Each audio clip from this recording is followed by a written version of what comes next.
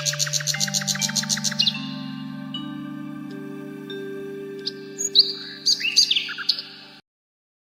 मई को मेरा एक खतरनाक एक्सीडेंट हुआ। मैं पुनर्जन्म हुआ आपका। जी जी। ठीक मैंने अपनी पत्नी को 7 मई को मंडला पहुंचाया था। मेरे बड़े ससुर मंडला में रहते हैं और मुझे उसके बाद से जब मेरा एक्सीडेंट जो हुआ उस समय मेरी श्रीमती जी नर्मदा मैया में स्नान कर रही। 2 बेटी है मेरी, एक 18 साल की है, एक 13 साल की है। प्रभु जब मेरा मोबाइल वगैरह सब फूट चुका था, मुझे ये टाँके लगे हुए सबसे अधिक ब्रेन में। मैं अपनी पूरी याददाश्त खो चुका था। आज भी मुझे महाराज 25 दिन का कोई याद नहीं है। अच्छा, वो 25 दिन के दौरान? हाँ, वो एक्सीडेंट से 25 दिन के दौरान की कोई घटना याद नहीं। तो उस समय मेरा नंबर फिर किसी ने कहीं से भी वो ढूंढ ढांड कर हमारी श्रीमती जी को उनको फ़ोन किया। मैया में डुबकी लगा ही रही थी वो। बच्चे के पास फ़ोन आया तो कि बोले एक्सीडेंट हो गया इनका। तो वो रोने लगी। तो हमारे जो बड़े ससुर वहाँ रहते हैं मंडला में, तो बोले तू रो ना, बोले मैया को कुछ मना दे बोले। और ये है बोले कि आपके पति अटूट। हाँ, मुझे भी मेरा भी गला भर आता है। मतलब वो श्रद्धा जो बोले अटूट विश्वास। हाँ, तो मनाई, हमारी पत्नी रो रही थी, मनाई।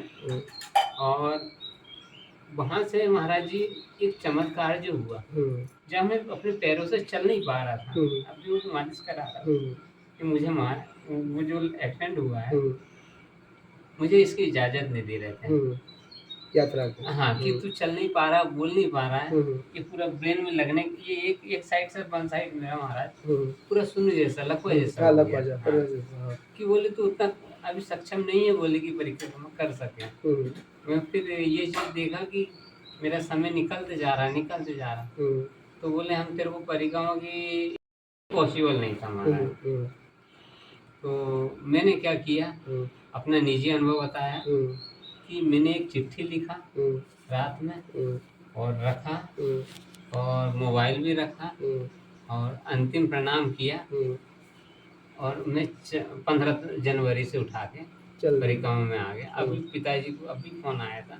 अब जो साथी चलते रहते हैं उनको मोबाइल से थोड़ी देर मांग लेता हूँ और मैं बात करा देता हूँ। वो खुश हुए, बेटा कब आएगा? मैंने कहा मैं बता नहीं सकता। बोले जो आपका अनुभव है, वो जो अभी जो साथी चल रहे थे परिक्रमावासी, एक जो महाराज जी है, एक महाराज जी है, तो बोले आपने वो सही किए। तो क्या अब उन्होंने जो मनाई हुई है, कथा मनाई हुई है, तो क्या हम इस परिक्रमा के दौरान वो कथा पूर्ण कर सकते हैं?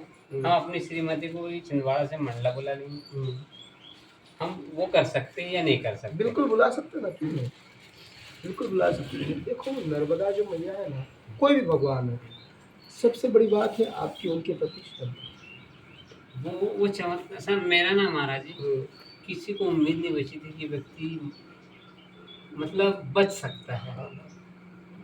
मैं गाड़ी से जैसी मारी, मैं गाड़ी से वो अपना गेट तक मैं गाड़ी में फंस के गया हूँ। और वहाँ से जब गाड़ी गिरी है तब मैं कम से कम 15 फीट की ऊंचाई पे ऐसा जंप लगा के गिरा हूँ। और आज अभी परिक्रमावासी की तरह से आपके सामने बैठा हूँ। ये एक चमत्कार नहीं? बिल्कुल बिल्कुल एक चमत्कार ही माना जाएगा। और उसके बाद महाराज जी मेरी पूरी वृत्ति बदल गई। होता है, कुछ एक ठोकर लगती है ना तो व्यक्ति के रास्ते बदल जाते हैं। मैं होता है जीवन में नौकरी पैसा मिलने लगे, सब चीजें छोड़ो, मुझे जाना मैया के पास। मैं आया प्रभु, बहुत बढ़िया। और मैं तो ये मानता हूँ कि आपकी जो भक्ति है भगवान के प्रति ऐसी हो जैसे शबरी मैया की थी, आशावादी। बचपना से बुढ़ापा आ गया लेकिन उसकी आस नहीं टूटी कि मेरे राम आएंगे, मेरे राम आएंगे, मेरे राम आएंगे। रोज सुबह स्नान करके झाड़ू वगैरह लगा के फूल वगैरह बिछा के 24 घंटा हमेशा वो तत्पर रहती थी कि मेरे राम आएंगे। एक दिन राम को आना पड़ा, क्यों? अटूट विश्वास। महाराष्ट्र से। अच्छा, क्या नाम है? श्रीकांत करम्बेलकर जी, क्या नाम? अच्छा बताइए आपका। तो शुरुआत में ओंकारेश्वर से हमने परिक्रमा उठाई, मौनी बाबा आश्रम। हाँ। पार किया था, सब वहाँ पर वो जो पंडित थे उन्होंने बताया जाओ किनारे से, तो हम किनारे से ही चले गए। जाते जाते ऐसा हुआ कि वो जो पगडंडी थी वो खत्म हो गई और सब पानी आ गया। तो क्या करना है, उसके पहले एक घटना ऐसी हो गई कि हम जाते समय, हाँ वो हो गया तो हम विचलित हो गए कि कैसे जाना है। तो हमने सोचा कि जरा ऊपर से रास्ता होगा तो ऊपर से जाएंगे, परंतु ऊपर से जैसे जाने लगे वैसे हमने कि वो गोबर पड़ा हुआ मिला, कुछ खेत जैसे लगे, हम भटक गए। भटक गए तो फिर हमने वहाँ से नर्मदे हर 2-3 बार पुकारना शुरू किया। अब समझो हम चले भी जाते हैं तो गलत रास्ते से और जाएंगे, और हमने तो परिक्रमा शुरू की थी। तो हमने 2-3 बार ये नर्मदे हर बोला होगा, उतने में एक लड़का हमारे सामने होगा, अरे आओ महाराज चलो। और वो आ गए उसे जहाँ पर हमारी परिक्रमा, हम वो जो पानी था तो वहाँ आ गए और उन्होंने देखा ये दंड है, दंड देखो कितना गहरा पानी है, वहाँ से आप जा सकते हैं। तो वहाँ से हम चले गए तो अरे इस वो व्यक्ति था वो तो चला गया। तो हमने दूर से देखा तो व्यक्ति वहाँ पर मछली पकड़ रहा था। फिर थोड़ी देर बाद उस समय आते समय बात करते समय जब वो उसको ला रहा था तब हमने उससे कहा था कि अरे हमारा आसन तो गिर गया, वहाँ पर गजानन आश्रम में हमको आसन मिला था, वो कहाँ पीछे से गिर गया पता ही नहीं। हमने बोला जाने दो, कुछ बात नहीं। और थोड़ी देर में वो व्यक्ति जो लड़का था वो हमारा आसन लेके आ गया। अच्छा, जिसने रास्ता बताया था? हाँ, जिसने रास्ता, और उसके साथ एक साधु भी था, वो आ गया।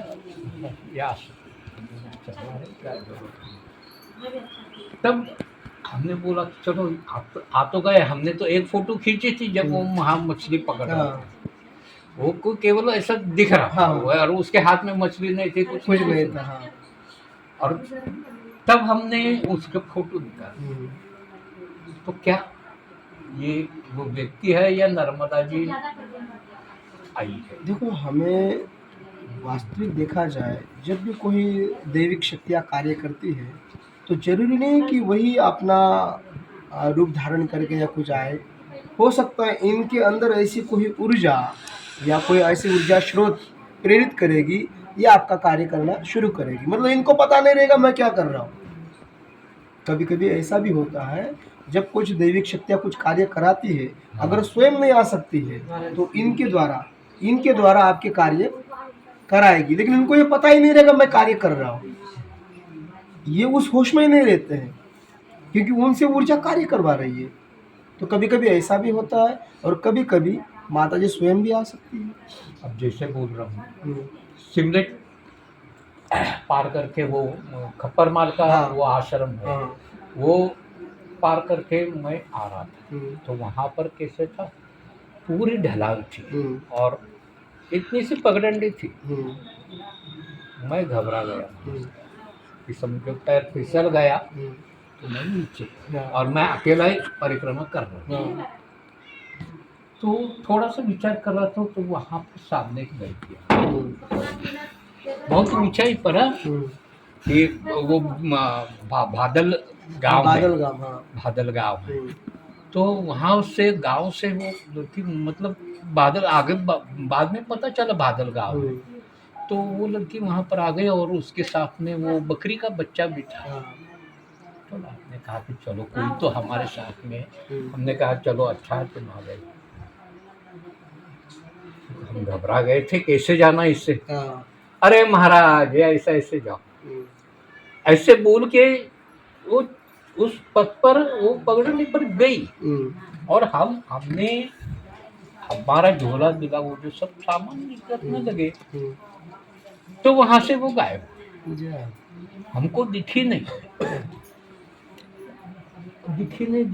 जब हम बादल आ गए, मतलब कभी तो दिखाई देते ऊंची करीब 100-150 फीट ऊंचाई पर मैं था और पूरा पहाड़ी उतरकर हाँ। दूसरा पहाड़ी उतरकर बादल का जो नीचे जब आते हैं और आश्रम में चले जाते हैं, वो सब जाने के बीच में कभी वो दिखाई। और जब हम बादल में गए तो वहाँ पर 4-5 लड़कियाँ थी, उनमें से एक उस लड़की से मिलती जुलती उस लड़की की थी। मैंने फोटो निकाली उसके, और उसको मैंने पैर छुए थे तो ठंडे लगे जितना मुझे याद। माता जी आती है कभी ऐसा कभी। जलाराम आश्रम एक आश्रम पहले जो आश्रम है, मैंने भोजन वहाँ से ली चांदनी कुटी। हाँ, और मैं बोला जलाराम आश्रम में सिंगल ही तो चल रहा था, अब मैं उनको जलाराम आश्रम में जाता हूँ, अब अगला आश्रम कोई भी नहीं कर जाऊँ, टाइम है ना, बोला नहीं रुकता मैं। ठीक महाराज जी, मैं मैया के किनारे किनारे चल के आगे रास्ता खत्म हो गया, फिर एक चोटी पे चढ़ा। मैं चोटी पे इतनी चढ़ गया कम से कम कि जहाँ से मुझे उतरना मुश्किल हो गया। इतनी बड़ी सिर्फ रास्ता बची वहाँ पे, दोनों तरफ झाड़ी, मेरे हाथ में कमंडल, दंड, आसन, सब चीजें। अब मैया कैसा उतरूं? अब तो मेरे ईगो खत्म हो गया, जो अहम रहता है मैं हूँ। मैया मेरा तो अब पूरा ईगो खत्म हो गया, अब तू मुझे घुमा। अब इतनी छाड़ी अम्मा घुसा महाराज, अम्मा इतनी सी जगह में मैं फिर अपना यू टर्न लूंगा। अम्मा कमंडल भी नहीं छोड़ा, क्योंकि कमंडल और दंड एक परिक्रमाधारी को छोड़ ही नहीं चाहिए, क्योंकि छोड़ूंगा तो वो नाई उसमें नदियों में गिरेगा, और करसी नदी है वहाँ से मैं घूमा, जलाराम आश्रम आया। जलाराम आश्रम से अब बोले जो निकलोगे करसी नदी से बोले पार होंगे, और मैंने वहाँ से आवाज़ लगाया तो वो नाव वाले बैठे, वो अनुभव मैंने देखा। होता है माता जी के किनारे ऐसी अनुभूति आती है जो आपने बहुत कुछ सिखाती है। सिखाती है ना, जहाँ आपका ईगो जगह है ना, वही तो गिराने का काम करती नहीं। बहुत बढ़िया। नर्मदे हर महाराज जी आपका कॉन्टेक्ट नंबर